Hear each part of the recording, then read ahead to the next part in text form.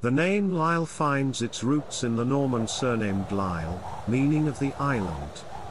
Its earliest known presence in Scotland can be traced back to Ralph de Insula, a loyal follower of Walter the Steward. Ralph witnessed a land grant to the monks of Paisley Abbey in 1170, marking the beginning of the Lyle family's influence in Scotland. Over time, the Lyles expanded their holdings and rose in prominence.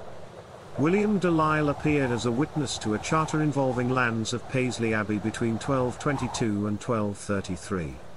Alan de Insula, another notable member of the clan, witnessed several charters issued by Alexander, son of Walter the High Steward, before 1252.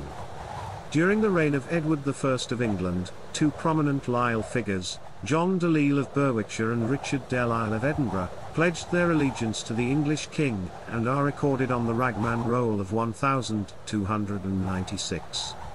Despite their recognition by the English monarchy, the Lyles remained dedicated to Scotland and its history. Barony of Ducal and Buchan, the Lyles' fortunes continued to grow, and they acquired the Barony of Ducal in Renfrewshire. Their influence expanded further during the reign of David II, with a charter granted to them for the Barony of Buchan, known today as Buchanan, in Stirlingshire.